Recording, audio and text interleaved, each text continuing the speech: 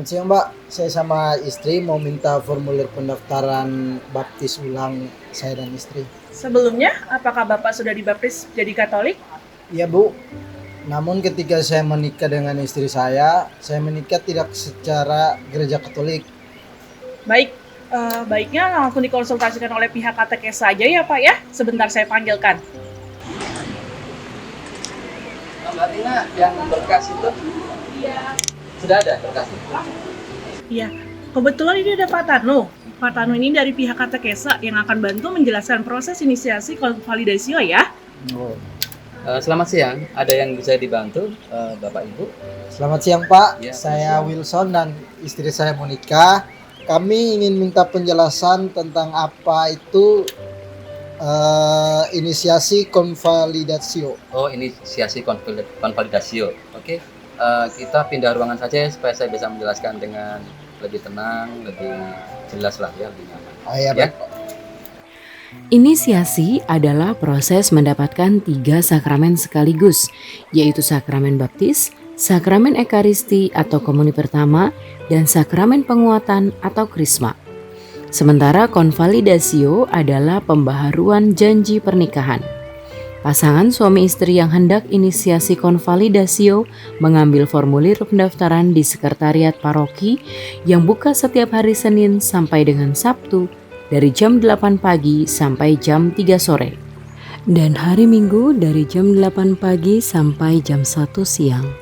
Mereka yang mendapatkan inisiasi konvalidasio adalah pasutri yang menikah tidak secara Katolik. Salah satu pasangan beragama Katolik, namun pasangannya non-Katolik dan non-Kristen. Jadi bukan hanya dibaptis, namun juga sekaligus mendapat komuni pertama, krisma, dan pembaharuan pernikahan. Pasutri yang mendaftar mengisi formulir pendaftaran dan melengkapi dokumen yang diminta dalam formulir. Dokumen yang diminta: fotokopi surat baptis dan surat baptis asli yang sudah diperbaharui dari salah satu pasangan yang Katolik. Surat nikah asli dan fotokopi untuk pasutri yang menikah non-Katolik. Fotokopi surat pernikahan Katolik wali calon inisiasi. Tidak ada biaya apapun dalam proses ini. Formulir pendaftaran harus diisi dan dilengkapi dokumennya, dan jangan lupa untuk meminta tanda tangan ketua lingkungan calon inisiasi konvalidasio. Lalu segera serahkan kembali ke sekretariat paroki. Jika mendaftar pada bulan Juli tahun ini, maka di awal Agustus akan dilakukan verifikasi oleh seksi katekese. Jika tidak ada masalah, maka akan dikeluarkan daftar nama dan jadwal pembelajaran serta tahapan pembaptisan.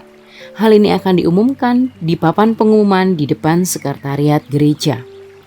Karena akan ada 3 tahapan pembaptisan dengan rincian sebagai berikut. Pembelajaran tahap pertama selama 1 bulan atau 4 kali pertemuan. Pembaptisan tahap pertama atau pelantikan sebagai katekumen di minggu pertama bulan kedua. Pembelajaran tahap kedua selama 2 bulan atau 16 kali pertemuan. Pembaptisan tahap kedua atau pengurapan minyak katekumenat di minggu pertama bulan keempat. Pembelajaran tahap ketiga selama 1 bulan atau 4 kali pertemuan. Minggu pertama bulan Desember dilakukan rekoleksi. Minggu kedua bulan Desember gladi resik penerimaan inisiasi. Minggu ketiga atau 1 minggu sebelum misa perayaan Natal dilakukan misa penerimaan baptis, komuni pertama, dan krisma, serta sakramen pernikahan.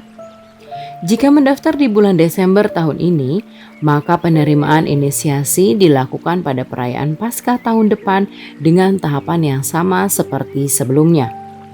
Satu hal lagi yang harus diperhatikan, wali inisiasi harus sudah menerima 3 sakramen wajib, yaitu sudah dibaptis secara Katolik, sudah menerima sakramen ekaristi, dan sakramen krisma. Untuk surat baptis, sertifikat komuni pertama, krisma, dan surat pernikahan Katolik akan disampaikan 2 minggu setelah inisiasi konvalidasio dan hanya pasutri yang bersangkutan atau keluarga kandung yang diperbolehkan mengambilnya. Shalom, Tuhan Yesus memberkati.